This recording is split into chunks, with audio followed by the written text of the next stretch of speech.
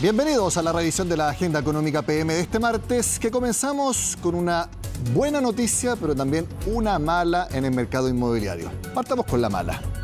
Como están volviendo a subir las ventas y al mismo tiempo el stock de oferta de viviendas en la región metropolitana se mantiene igual, los precios de las unidades van a seguir subiendo. Esa es la mala noticia. Pero la buena, tal como lo adelantamos la semana pasada acá en el programa, se espera que los créditos hipotecarios se mantengan o incluso vayan a bajar. ¿Por qué? Por la reducción de la tasa de interés que comenzará a hacer a fin de mes el Banco Central. Todo esto lo cuenta María Luisa Carrión. Totalmente a largo plazo, porque en estos momentos por lo menos yo no tengo la capacidad de pago para poder, en este caso, endeudarme. Porque las tasas están altas y porque hay un tema monetario, una restricción presupuestaria que también es importante. O sea, el costo de la vida en Chile es alto. Yo creo que el precio final, la tasa y también el nivel para los créditos hipotecarios, los criterios que hay que cumplir. Todas razones que llevan a una persona para no poder concretar la compra de una vivienda o que ese anhelo se torne muy difícil. No han sido tiempos fáciles ni para los miembros del sector inmobiliario ni para quienes han tenido que postergar su adquisición. Y la verdad es que el panorama tiene de dulce y a gras en el futuro. Hoy día tenemos el indicador más bajo de ingreso de proyectos en los últimos 30 años. Partamos por las malas noticias. Los permisos de edificación a mayo de este año anotaron una caída si se compara con 2022 de un 50% en la región metropolitana y de un 34% a nivel nacional. Por lo tanto, eso va a generar un vacío de oferta en 24 o 12 meses más. Depende mucho cuánto se vaya vaciando este stock que tenemos hoy día en construcción o en entrega inmediata.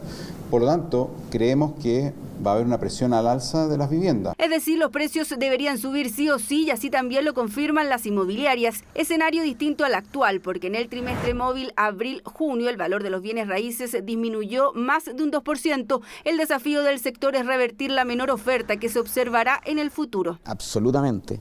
Esto tiene mucho sentido en términos de que hoy día el stock es interesante para poder hacer esfuerzo sobre el precio y sobre formas de pago. En el tiempo, obviamente, este stock se va a ir agotando y eso busca un mayor precio. Los precios de la vivienda siempre van al alza. Esta es una excelente oportunidad porque todas las inmobiliarias, muchas de las inmobiliarias nos estamos sumando con buenas condiciones, con el máximo descuento posible, así que yo creo que es una buena instancia.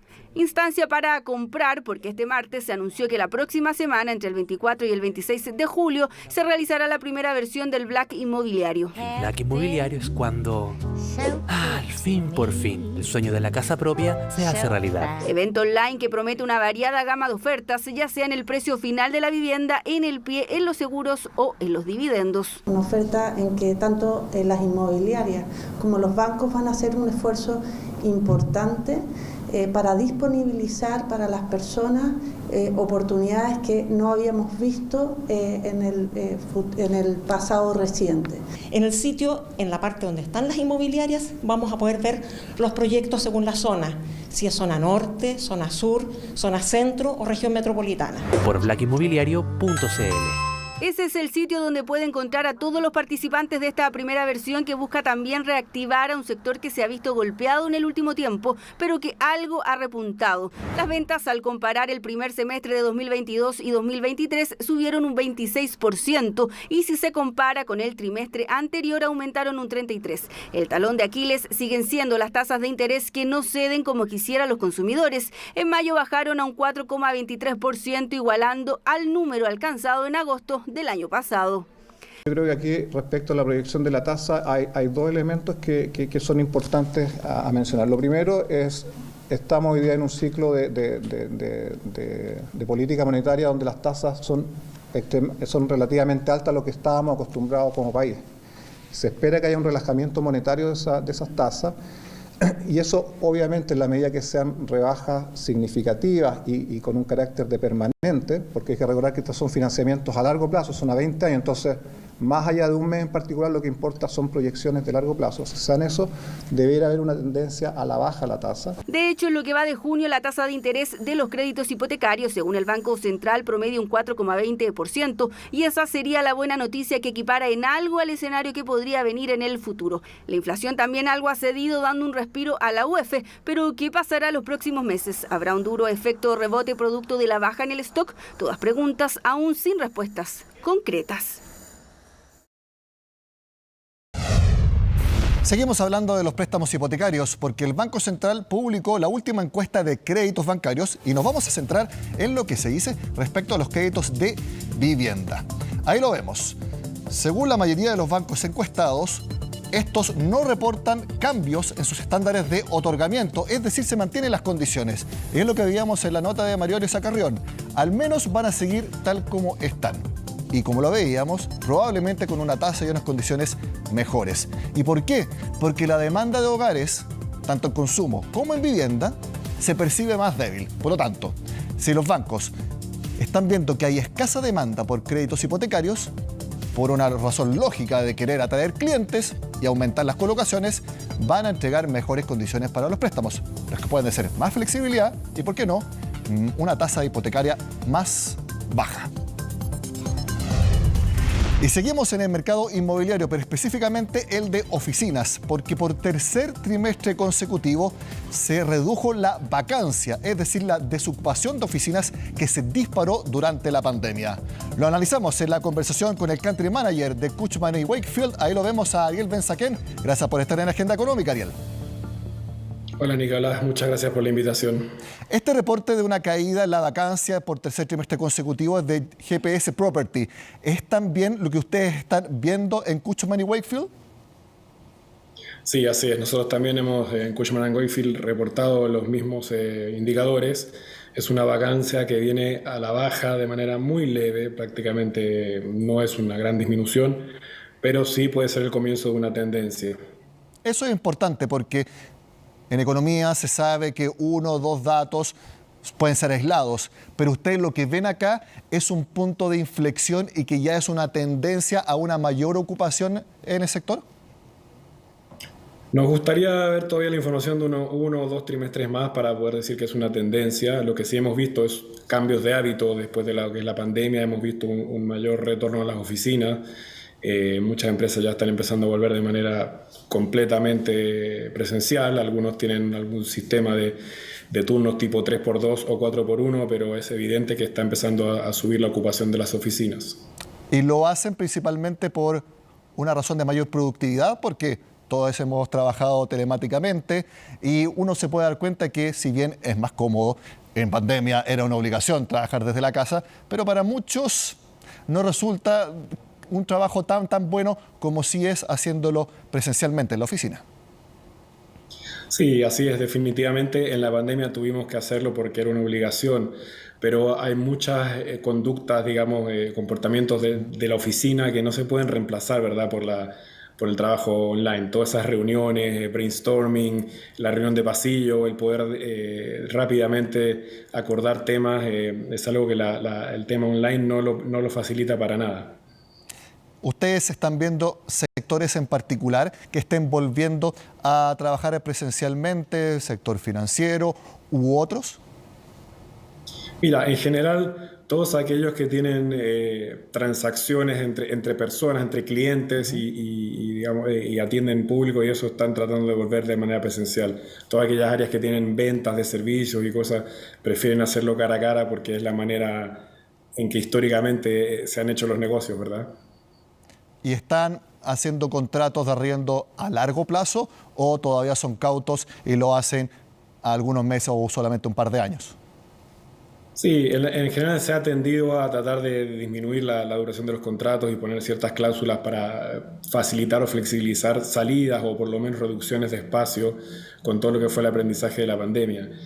Hoy día hay una práctica bastante habitual que es la de subarrendar algunos espacios, es decir, llega una segunda empresa a compartir el espacio que antes ocupaba la empresa que hizo el contrato de arrendamiento original. ¿Cómo están los precios? Los precios no han variado significativamente en los últimos trimestres. Sí, por supuesto, si hablamos de lo que eran los precios antes de la pandemia, hay una reducción más o menos del 10-12%, pero últimamente se han mantenido bastante estables, a raíz justamente de este incremento en la demanda que uno podría empezar a ver.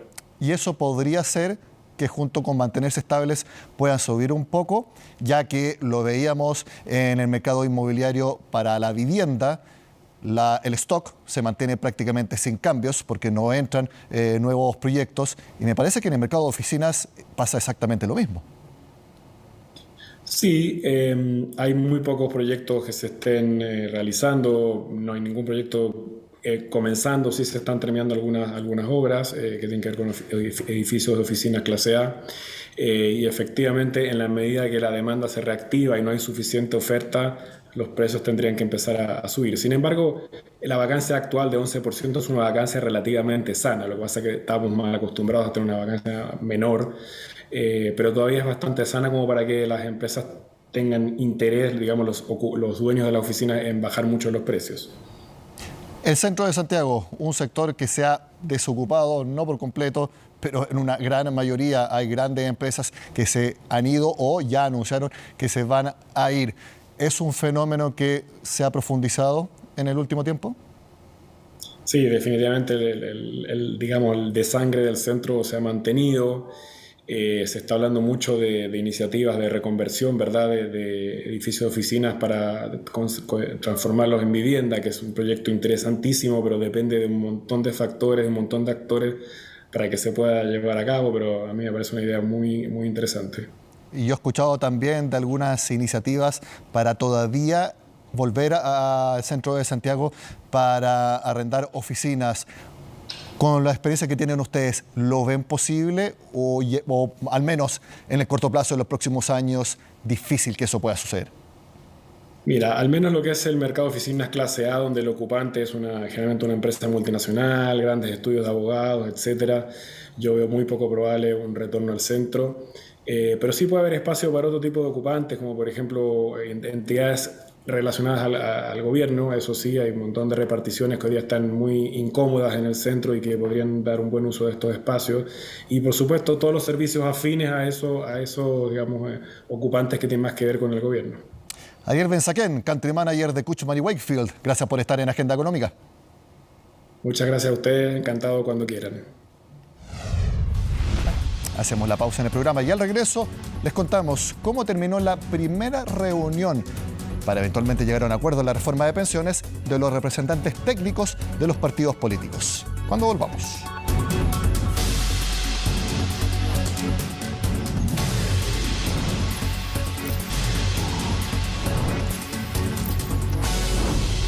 ¿Cómo se debe organizar la industria? Ese fue el primer tema de una serie de reuniones que van a tener los representantes técnicos de los partidos políticos en la reforma de pensiones. Por ejemplo, ¿tiene que seguir tal como es ahora, en que las AFP concentran la administración, como también la inversión en el sistema? ¿Tiene que ser completamente separado, como lo plantea el proyecto del gobierno? Y les cuento algo. Para variar, no hay acuerdo en este tema, como tampoco lo hay en el 6% extra de cotización adicional. Así lo cuenta Orlando Silva. Alta concurrencia en el Ministerio del Trabajo para la primera reunión de la nueva mesa técnica de pensiones convocada por el gobierno. Cada bancada con un representante político y un asesor experto, con el objetivo de destrabar el primero de los nudos de la reforma que impulse el Ejecutivo. Se presentaron los contenidos de lo que se denomina la reorganización industrial y que tiene como objetivo que las comisiones del sistema de pensiones bajen en beneficio de los afiliados. Reorganización que básicamente significa que se separe la inversión de los ahorros previsionales de la administración de las cuentas. La primera quedaría abierta para entes públicos y privados, por lo que contempla la participación de las AFP, así como de nuevas entidades que quieran participar. Y en la segunda se contempla únicamente una entidad, el Administrador Previsional Autónomo, o APA, que se encargará, entre otras cosas, de pagar mensualmente las pensiones a cada afiliado. ¿Quién será este APA? Se resolverá cada cierto periodo de tiempo a través de una licitación. En un principio, la reforma decía que el APA iba a ser un ente estatal y hoy día se abre a la oportunidad o a la forma de que sea licitado por distintos agentes. Lo que sigue siendo un problema. ¿Por qué? Porque sigue siendo un monopolio, aunque sea privado, aunque sea estatal, pero sigue siendo un ente único y no tiene la libertad de los afiliados de poder elegir quién le administra sus fondos. Todavía tenemos harto tela por cortar y tomar acuerdos que hoy día se ve bastante dividida por algunas aprensiones que tienen que ver con la libertad de elección y de un nuevo ente que no conocemos cómo funciona, entonces no podemos desaparecer un sistema si no sabemos cómo va a funcionar el otro. Aunque la mayoría de estas aprensiones vienen de la oposición, también hubo algunas desde el oficialismo. Al menos desde el Frente Amplio queremos observarlas con cautela, de hecho en concreto lo que se hablaba recién respecto de la licitación, porque lo que busca es efectivamente traspasar beneficios de estas economías de escala directamente a los afiliados y afiliadas, pero entendiendo que entrarían a jugar actores privados con fines de lucro, bueno, eso efectivamente se puede ver mermado y nos preocupa. Creo que siempre es complejo y muy delicado observarlo desde la perspectiva de los negocios. Entonces, queremos mirarlo, el gobierno se comprometió a mostrarnos varios números en relación a aquello, bueno, a todos los participantes en la reunión del viernes. Nosotros hemos visto que el gobierno tiene una disposición al diálogo y hoy día cambia también su propuesta de administrador del soporte y que éste se licite. Nosotros valoramos eso que plantea el gobierno y por el lado de la derecha solo hemos visto en Renovación Nacional una propuesta y apertura concreta. En los demás partidos no la hemos visto hasta ahora. Propuestas que deberían llegar este viernes cuando se continúe la discusión sobre la reorganización de la industria de las pensiones, donde sí hubo coincidencias en prácticamente todos los sectores, es que no debiera haber dos discusiones paralelas, una en esta mesa técnica y otra en el Congreso. Por eso hubo un llamado común a que la ministra retire la urgencia que el gobierno le puso a esta discusión. Vamos a continuar con esta discusión el próximo viernes, esperando que los partidos políticos también puedan traer sus propuestas. Y si bien esta discusión es tanto técnica como políticamente no son fáciles, lo cierto es que queda demostrado que con un buen diálogo no son imposibles de abordar. Discusión que continuará este viernes, lo que desde ya modifica y extiende el cronograma original de 4 reuniones que había planificado el gobierno, ya que ese día correspondía discutir el tema más álgido de la reforma, el destino del 6% adicional, por lo que probablemente esta discusión nuevamente se aplazará. Seguimos hablando de pensiones porque actualmente al menos la mitad de las personas en Chile quiere que todo el 6% extra vaya a su cuenta individual. Así lo muestra una encuesta que publicó CADEM y que pasamos a revisar los aspectos más importantes. Como ven en la siguiente gráfica, la pregunta es el destino del 6% de cotización adicional. La línea celeste son las personas que quieren que todo vaya a la cuenta individual. Y como vemos, siempre está en torno al 50%. El pic fue en noviembre de 2022, cuando 6 de cada 10 personas decían que todo fuera a su cuenta individual. Bueno, en julio la encuesta de ahora muestra que es 51%, es decir, la mitad. 1 de cada 2 chilenos quiere que todo vaya a su cuenta individual. La línea verde es que se reparta entre cuenta individual y fondo solidario y como vemos 35% dice que prefiere eso. Podríamos decir entonces que al menos 8 de cada 10, sumando el 51 al 35, dice que al menos la mitad vaya a su cuenta individual. Finalmente vemos en la línea morada, los que quieren que todo vaya a un fondo solidario, siempre es en torno a 10%. Apenas 1 de cada 10 chilenos quiere que todo vaya a un fondo solidario. Esa es la última imagen que tenemos entonces de la preferencia de los chilenos en torno al 6% extra. Ahora vamos a hablar de otro tema muy importante, la heredabilidad. Cómo ha sido la evolución también de la opinión de las personas. La evolución es prácticamente sin cambios. 90% de los chilenos en prácticamente todas las encuestas del último tiempo quieren que se pueda heredar a la pareja o a los hijos, tal como es su fondo de AFP. Está claro lo que quieren las personas, al menos en esta encuesta. Ahora, respecto a la discusión de la reforma de pensiones, ¿cuál debiera ser la principal prioridad? Lo primero que se tiene que acordar. Aquí no hay una mayoría absoluta, pero sí hay un consenso, yo creo que también un consenso político. En torno a 4 de cada 10 chilenos cree que lo primero que se tiene que asegurar es una pensión básica universal de 250.000 pesos financiada por el Estado. Eso es lo que propone, de hecho, el proyecto original presentado por el gobierno. Luego viene aumentar la cotización en un 6% y que sea pagado por los empleadores. Aquí en esta pregunta no tiene que ver con el destino. Y también que hay un servicio público del Estado que reemplace las AFP en la atención, administración y pago de pensiones. Eso lo opina 1 de cada 4. Por lo tanto, y eso yo creo que es algo que va a haber en el proyecto, que tiene que haber un organismo estatal. La pregunta es, ¿qué va a hacer ese organismo? Es parte de la discusión que tiene que darse.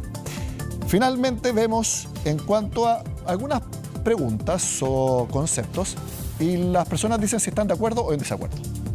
Que las AFP no puedan cobrar comisiones cuando la rentabilidad de los multifondos caiga, es decir, sea negativa, 70% está de acuerdo.